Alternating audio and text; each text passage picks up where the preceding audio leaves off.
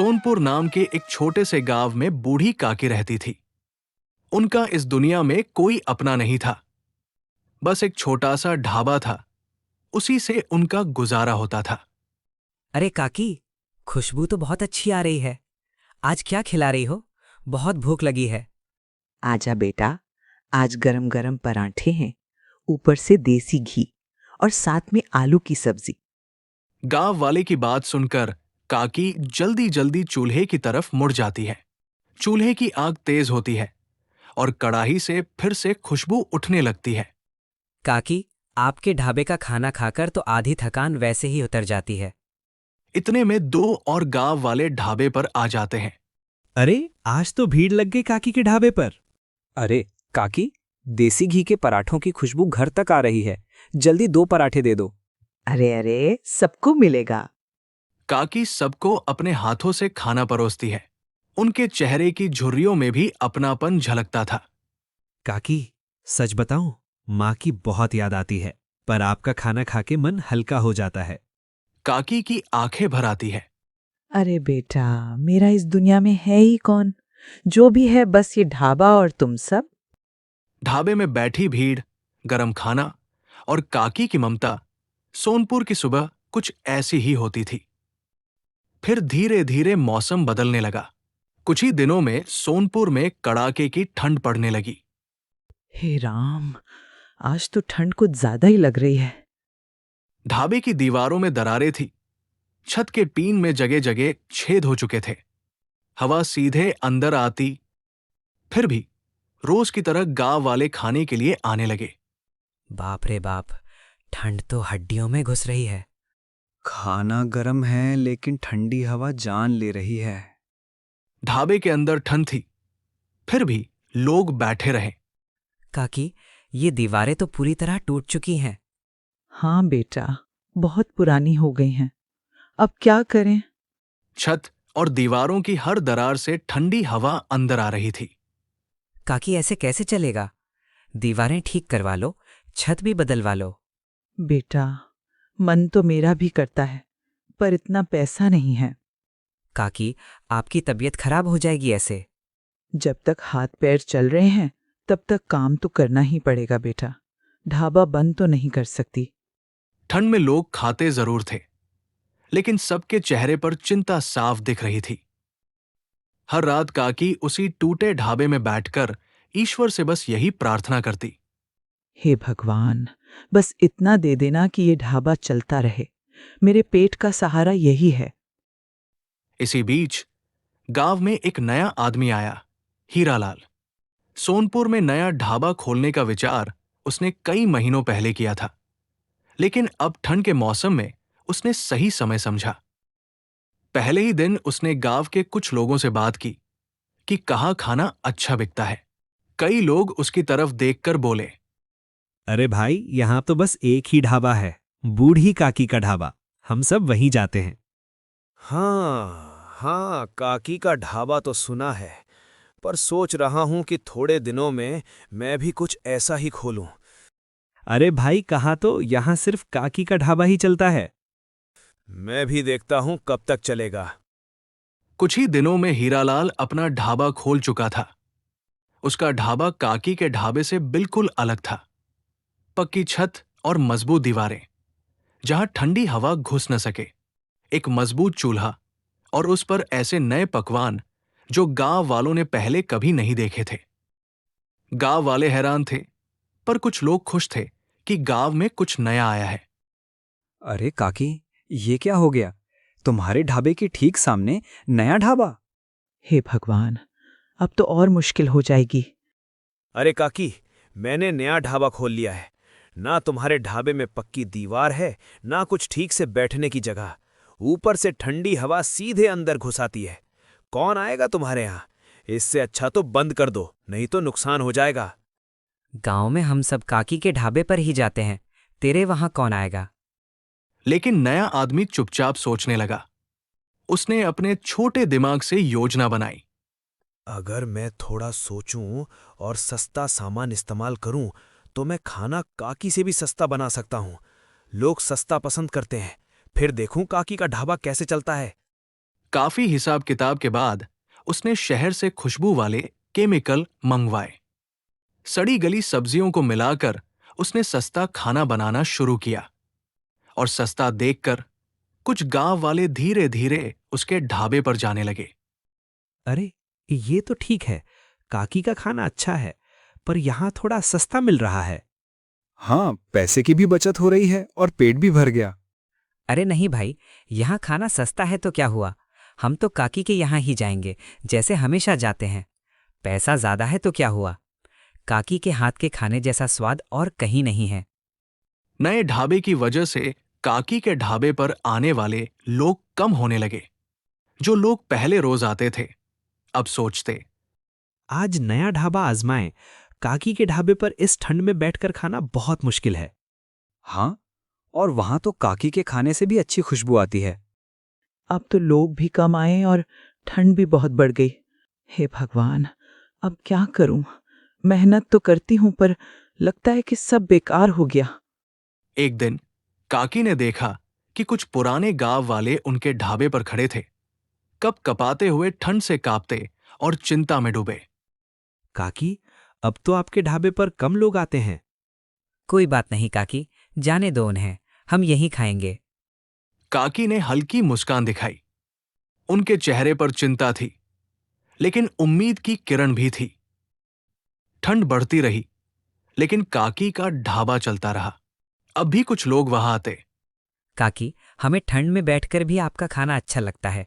नया ढाबा अच्छा है पर आपका प्यार नहीं। हाँ बेटा, प्यार ही तो असली स्वाद है।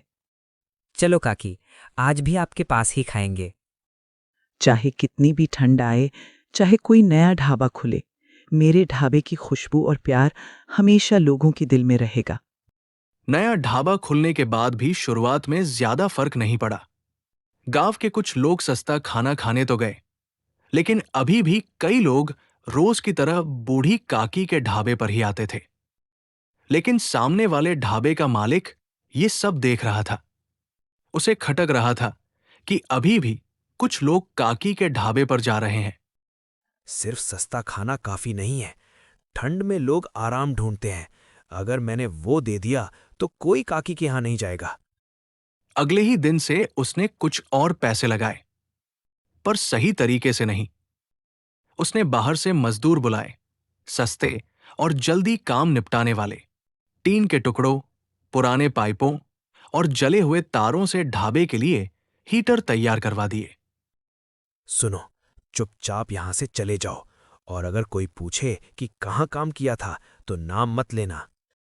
दूर से सब ठीक लग रहा था। ढाबा गर्म था, पर अंदर ही अंदर सब कुछ जोड़ जुगाड़ पर टिका था। पहले दिन उसने ढाबा खोलकर जोर जोर से बात फैलानी शुरू की। भाइयों, मेरे ढाबे में अब ठंड नहीं लगेगी, हीटर लगवा दिए हैं, गरम जगह, सस्ता खाना। गांव में ये बात आग की तरह फैल गई। सच में वहां हीटर है? हाँ रे, गरम गरम जगह और सस्ता खाना, ठंड में इससे अच्छा क्या चाहिए।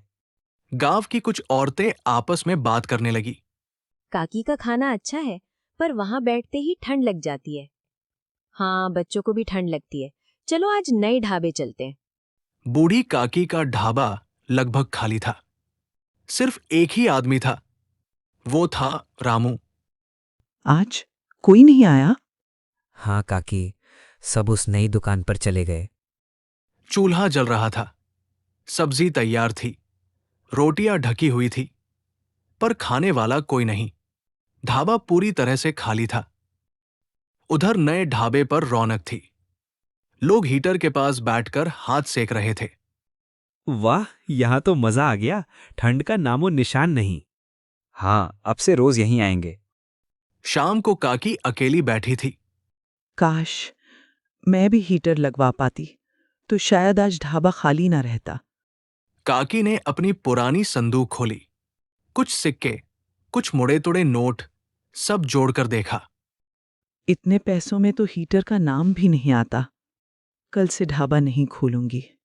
अब ताकत भी नहीं बची और उम्मीद भी। काकी ढाबा बंद करके जाने लगी। उसी समय सड़क की तरफ हलचल हुई। एक गरीब परिवार भोला, उसकी पत्नी गौरी और उनकी छोटी बच्ची गुड़िया ठंड से कांपते हुए हीरालाल के ढाबे पर पहुंचे। भाई, बहुत ठंड है, थोड़े पैसे हैं, एक रात यहीं रुकने दो, कुछ खाना दे दो। अरे ये ढाबा है, कोई धर्मशाला नहीं। कम पैसों में कुछ नहीं मिलता यहाँ, जाओ कहीं और देखो। माँ, भूख लग रही है। भाई, बच्ची ठंड से कांप रही है। कहा ना, जाओ यहाँ से, यहाँ भीड़ लगती है, फालतू लोग नहीं चाहिए। वो परिवार सिर झुकाकर लौट आया। सड़क के उस पार अंधेरे में बूढ़ी काकी का ढाबा दिख रहा था। परिवार हिचकते हुए काकी के ढाबे पर पहुंचा। काकी, मेरी बेटी भूखी है, रात गुजारने को कोई सहारा नहीं। अगर इन थोड़े से पैसों में आप कुछ खाने को दे दो तो बहुत कृपा होगी। काकी ने उन्हें देखा, कांपती बच्ची, थके चेहरे। अरे, अंदर आओ बेटा, ऐसे ठंड में बाहर क्यों खड़े हो? परिवार अंदर आया। काकी ने उन्हें बैठाया। काकी, हमारे पास बहुत कम पैसे हैं। पैसों की बात मत करो। अरे बेटा, मेरे ढाबे पर सुबह से कोई भी खाना खाने नहीं आया। खाना फेंकने से अच्छा है कि पेट भरकर तुम सबको खिला दूं। काकी, भगवान आपका भला करे, इस ठंड में हमारा क्या होता। पहले पेट भरो, भूखे पेट कोई बात नहीं होती। काकी ने गुड़िया को भरपेट खाना परोसा। बच्ची की आंखों में पहली बार चमक आई। दादी, खाना बहुत अच्छा है। काकी की आंखें भर आई। बेटा, आज मेरे ढाबे पर कोई नहीं आया था। तुम आ गए तो लगा भगवान ने दरवाजा खटखटाया है। काकी ने उन्हें रात रुकने की जगह भी दी। पुरानी चटाई, एक कंबल। काकी, आपने हम पर बहुत एहसान किया। एहसान नहीं बिटिया, ये इंसानियत है। बेटा, एक बात कहूं? हाँ काकी। ये ढाबा कल से बंद हो जाएगा, इसलिए सिर्फ आज रात के लिए ही मैं मदद कर पाऊंगी बेटा। परिवार चौंक गया। क्यों काकी, आपका खाना तो इतना अच्छा है। अच्छा खाना ही सब कुछ नहीं होता बेटा। ठंड, पैसे और हालात सब भारी पड़ गए। बूढ़ी काकी नहीं जानती थी कि जिस रात उन्होंने हार मान ली है, उसी रात से उनकी किस्मत बदलने वाली है। उस रात गरीब परिवार बूढ़ी काकी के ढाबे में सो गया। ठंड के बावजूद पहली बार उन्हें सुकून की नींद आई। और काकी, कई दिनों बाद मन थोड़ा हल्का हुआ। अगली सुबह सूरज निकला। काकी ने सोचा था कि आज ढाबा नहीं खोलेंगी, पर तभी उस गरीब आदमी की आवाज आई। काकी, आज ढाबा मत बंद करना। अगर इजाजत हो तो हम आपकी थोड़ी मदद करना चाहते हैं। मदद? बेटा, तुम खुद इतने गरीब हो। काकी, मैं लकड़हारा हूं, जंगल मेरा सहारा है, मेहनत करना जानता हूं। भोला कुल्हाड़ी उठाकर जंगल की तरफ चला गया। काकी बस उसे जाते हुए देखती रही। दोपहर तक भोला लकड़ियों का गट्ठर लेकर लौटा।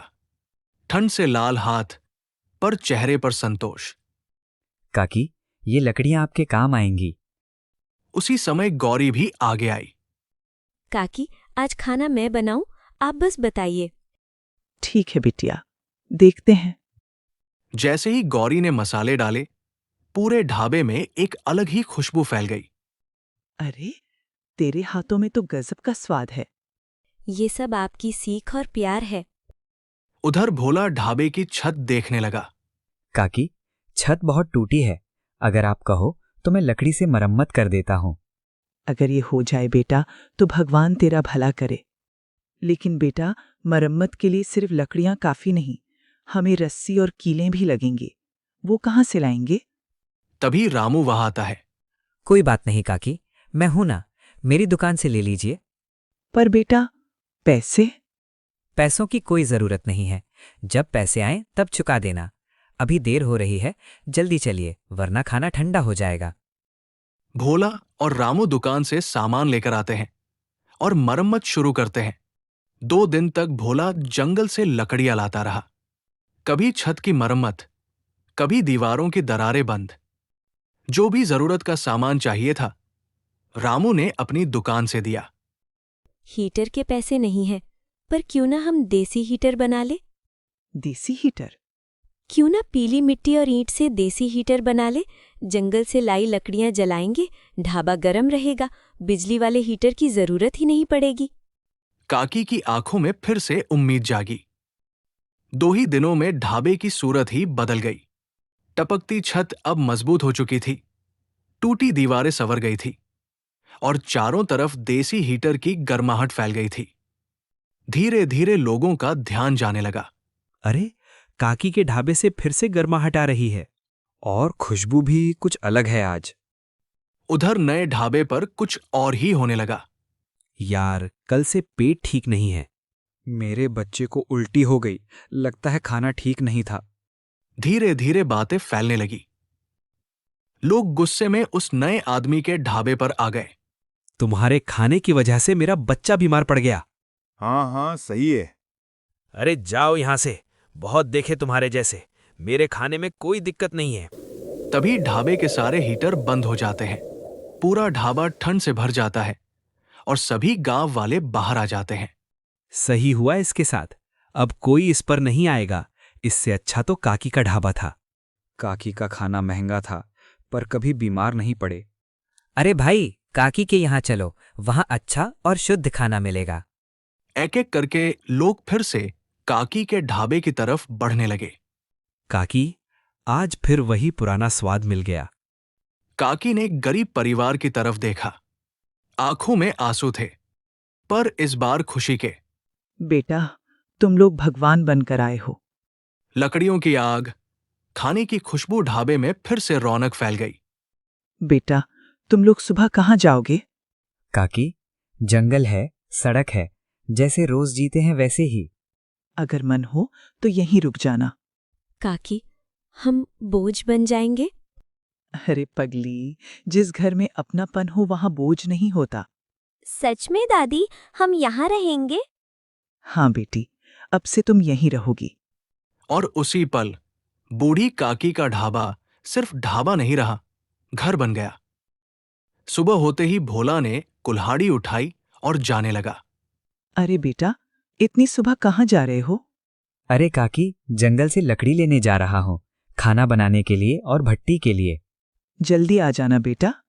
काकी, आप चिंता मत करो, आप आराम करो, आज खाना मैं बना दूंगी। दादी दादी, मैं भी मदद करूंगी। अब बूढ़ी काकी का ढाबा पूरी तरह से तैयार था। धीरे धीरे खुशबू फैलने लगी। अरे, ये खुशबू तो काकी के ढाबे से आ रही है। लोग आने लगे। शाम होते होते काकी के ढाबे पर फिर भीड़ थी। काकी, आज पहली बार लगा हम कहीं टिक पाए हैं। मेरा भी इस दुनिया में कोई नहीं था, पर आज पूरा परिवार मिल गया। ईश्वर देर करता है बेटा, पर अंधेर नहीं।